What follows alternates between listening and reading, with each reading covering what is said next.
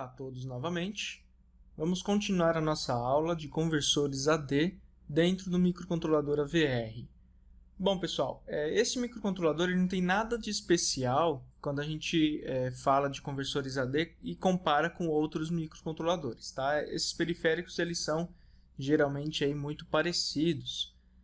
O tipo de conversor AD que esse microcontrolador usa é bem parecido com os outros, que é o de aproximações sucessivas, que eu vou comentar um pouco depois com vocês, tá bom?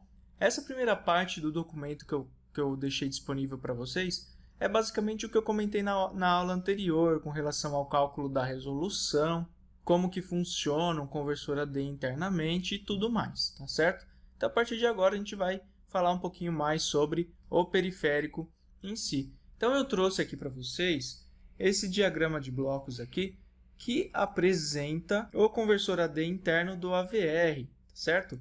A primeira coisa que a gente precisa entender disso daqui, deixa eu ampliar um pouco a tela, é o seguinte: nós temos apenas um conversor AD. Isso significa que a gente só pode ter um pino que faça a conversão de um sinal analógico? Na verdade, não. Se a gente analisar esse diagrama aqui, ó, de baixo para cima, vamos lá. Eu tenho a primeira parte dele, um multiplexador de entradas. Então, isso aqui, nesse bloquinho, né, esse trechinho, ele é responsável por selecionar qual é a entrada que nós vamos fazer a conversão. Ah, mas aí só está escrito ADC0, ADC1 e não o nome dos pinos do microcontrolador, né, porte B, porte C. Bom, deixa eu voltar aqui no datasheet rapidamente e vou mostrar para vocês a pinagem do AVR que nós estamos trabalhando. Olha aqui, ó. Então eu tenho meus ports, que são os nomes tradicionais que a gente já está acostumado. Só que dá uma olhada no porte C. Entre parênteses eu tenho aqui, ó, ADC0, ADC1, ADC2, ADC3, tá vendo? Então esses nomes aqui eles se referem justamente ao conversor AD. Tá bom? O nome aí ele já é bem claro, né? Você consegue entender bem o que isso significa. Então eu tenho, por exemplo, nesse conversor, nesse microcontrolador aqui, do PC0 até o PC5, eu tenho aí do 0 até o 5, que são as entradas analógicas. Então eu preciso optar. Ou eu uso o porte C0 como um pino digital de entrada ou saída, ou então eu utilizo ele como um pino analógico. Então, isso é a escolha que você tem que fazer de acordo com o seu projeto. No caso da plaquinha que eu vou usar, é o seguinte, ó. Eu tenho um joystick. Na verdade, na filmagem que vai aparecer para vocês é uma outra placa que a gente colocou, ao invés do joystick, 2 trimpots, tá bom? Mas dá no mesmo, são os mesmos pinos.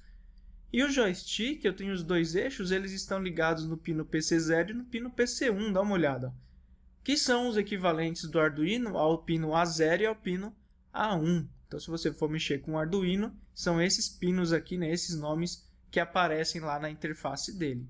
Tá ok? E a gente vai trabalhar com o PC0 e com o PC1, que equivale aos pinos 0 e 1 das entradas analógicas. Beleza? Então, a gente escolhe, por meio desse multiplexador, qual que é o pino que nós vamos trabalhar. Aí esses outros dois pinos que não apareceram no datasheet é porque eles só existem no microcontrolador AVR SMD, no ATmega 328P SMD, beleza? Além disso, pessoal, eu posso também colocar como entrada aqui para fazer a conversão o próprio GND, tá? Uma referência que tem lá um pino de referência também, se nós quisermos colocar. Ou então um sensor de temperatura interno. Esse sensor de temperatura, obviamente, ele vai servir para medir a temperatura do circuito integrado, tá bom? Você não vai usar ele como sensor de temperatura ambiente, nem nada disso. Pode até usar, mas não é tão preciso quanto outros sensores externos. E aí lá no datasheet tem uma parte explicando como que você faz o cálculo com relação à tensão, né? Qual que é a relação da tensão desse sensor com a temperatura. Então, é um cálculozinho aí bem simples que vocês podem olhar depois aí como funciona. Escolhendo o pino que nós vamos trabalhar, digamos que a gente optou aqui no multiplexador pelo ADC0. Então, ele tem uma ligação física entre o ADC0 e a saída do MUX aqui. ok? Essa saída do multiplexador, ela vai diretamente no comparador. E aqui é o funcionamento do conversor AD.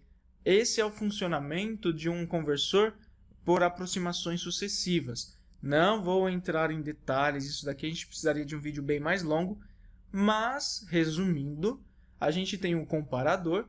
Esse comparador, na entrada não inversora dele, vai ter a tensão do pino que a gente tem em questão. Digamos que seja 2,5 volts, aí, só um exemplo. E no outro pino, ele vem de um DAC, que é um conversor de digital para analógico. Opa, então dentro do conversor AD nós temos sim um conversor DA. E aí, esse conversor DA, ele muda de valor muito rapidamente de acordo com a lógica que vem desse bloquinho aqui, ó. Então esse bloquinho ele fica jogando valores no conversor DA até que o estado da saída mude de acordo com essa comparação aqui, ó. Esse DAC ele vai aumentando de valor muito rapidamente até que o valor que está nesse pino seja maior do que esse. Então a saída do comparador é diferente. Tá? A saída do comparador muda. Quando a saída do comparador muda, eu paro essa conversão e o valor binário que está nessa conversão aqui, nesse bloquinho, é o valor convertido do meu conversor AD. Tá certo? Basicamente é isso. Falei de uma forma muito resumida, mas vocês podem fazer uma pesquisa um pouquinho maior com relação ao conversor de aproximações sucessivas. Não é o único, mas é o mais comum. Os outros pinos, então a gente tem aqui um bloquinho de prescaler, que é onde a gente define a velocidade de conversão. Esse é um ponto extremamente importante, porque é muito comum que o pessoal fale assim, vamos deixar na velocidade máxima.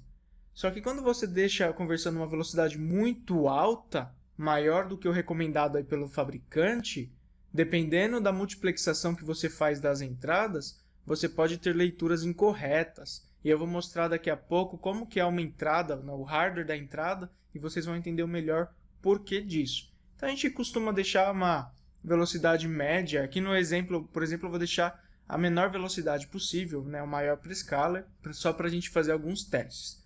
Aí tem os outros controles, né, como o flag de interrupção, habilitação de interrupção, tudo mais. E aqui do lado nós temos um outro registrador chamado ADMUX. Esse registrador ele é responsável por selecionar a entrada que nós vamos fazer a leitura, né, do multiplexador que nós vamos fazer a leitura, e também a referência. Então, se vocês lembrarem lá do primeiro vídeo que eu fiz sobre conversores AD, eu tenho o meu fundo de escala. O fundo de escala, que também é chamado de tensão de referência, é a tensão máxima que nós temos para o nosso periférico, né? A tensão máxima que a gente vai fazer a leitura. Então, a nossa comparação com o DAC aqui sempre vai ser com relação a essa referência.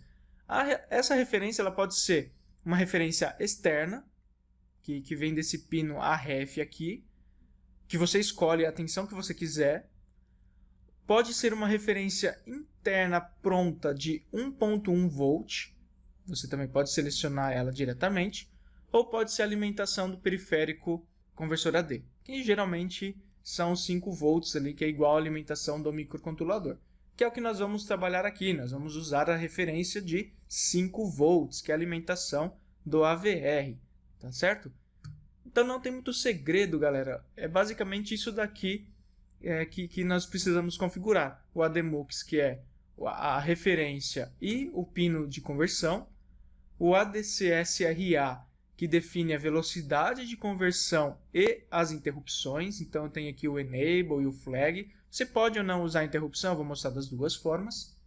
E aqui o registrador de resultado. Lembrando que como é um conversor de 10 bits, nós temos dois registradores de 8 bits cada, que juntos formam os 10 bits de resultado. Tá certo? A gente não tem apenas um. Em linguagem C, a gente vai usar apenas um nome, mas ele é separado em duas partes. Continuando, aqui eu já falei um pouquinho sobre as tensões de referência. A gente consegue fazer uma configuração para trabalhar com VCC, que é aquele AVCC, que é o que a gente vai fazer aqui. Uma referência interna de 1.1 volts ou uma referência do pino AREF, que é um pino externo do microcontrolador. E aqui é o que eu comentei com relação à velocidade. O microcontrolador trabalha com um conversor de aproximações sucessivas. Isso faz com que o tempo de conversão seja um pouco mais lento quando comparado a outros tipos, outros métodos de conversão. Mas internamente, o hardware ele se parece com isso daqui. Não que ele tenha exatamente um resistor, um capacitor, mas o circuito interno dele equivale a isso. E todo mundo sabe que um capacitor ele tem lá um tempo de carga, um tempo de descarga. Ou seja, se nesse pino aqui a gente fazer variações muito rápidas e também lá no conversor a gente querer trabalhar com velocidades muito altas, esse capacitor aqui ele não vai ter tempo de descarregar totalmente ou de carregar totalmente.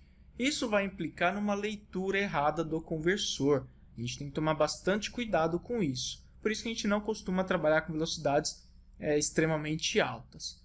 E aí a velocidade ela também vai estar muito relacionada com o número de pinos que você está lendo no seu programa.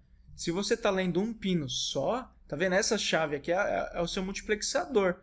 Então, se você muda o pino de leitura, por exemplo, eu estou lendo o ADC 0 e de repente eu mudo para o ADC 1, eu posso ter algum resíduo nesse capacitor ainda da leitura do ADC 0. E isso vai implicar num erro de leitura do meu ADC 1.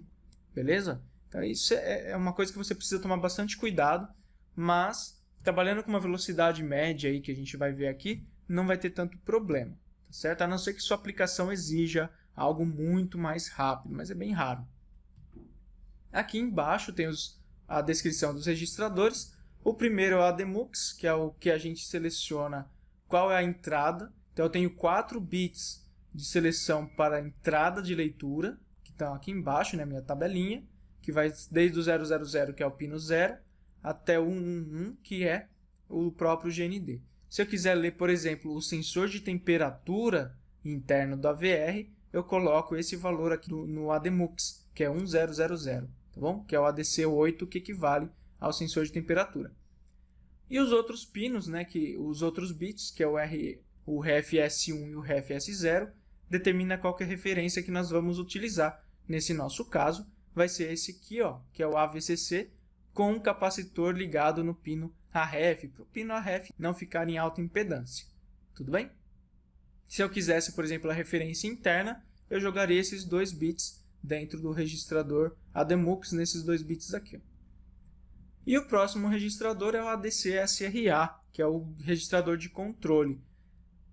A primeira configuração que nós vamos fazer nele é os bits do prescaling. Então a gente vai definir qual que é a velocidade, o fator de divisão do conversor. A gente vai colocar um valor de 128 para que ele fique um pouco mais lento. É 128 com relação ao clock de entrada, tá bom? Aqueles 16 MHz que a gente está trabalhando. Se você trabalha com uma frequência menor de entrada, você pode diminuir esse prescaler também, não tem problema.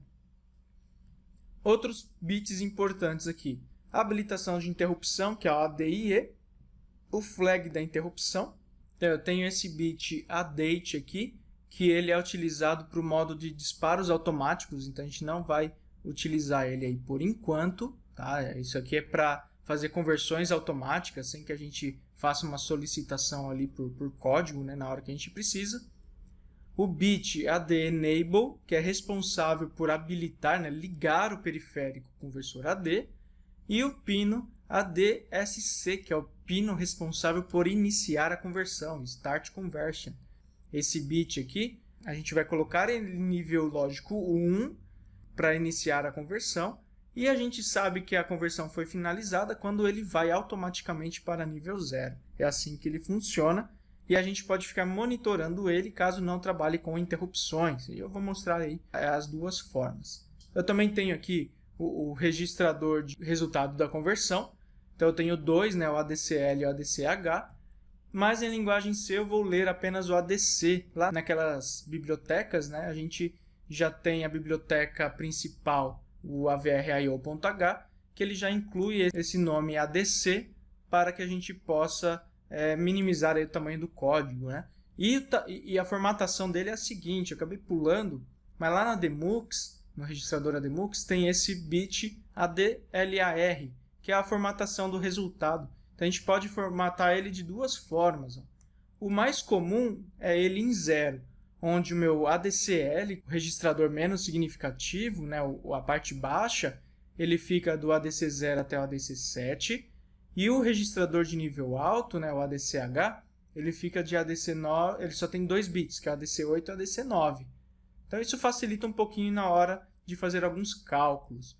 Se a gente colocar esse ADLAR 1, ele vai justificar, né, como se fosse lá o justificar do Word, o nosso resultado para a esquerda. Isso faz com que o ADCH, que é a parte alta, fique com os 8 bits e o ADCL fique apenas com 2 lá nos bits mais significativos. Só que isso acaba prejudicando um pouquinho, né, a parte de cálculo nossa, porque a gente vai ter esse monte de 0, as variações serão muito maiores, então fica um pouquinho mais difícil da gente trabalhar. Isso aqui fica muito mais fácil, beleza? Galera, a ideia agora, né, no próximo vídeo, é a gente montar alguns exemplos aí para que vocês vejam o funcionamento correto do conversor AD. Então bora lá para a próxima aula.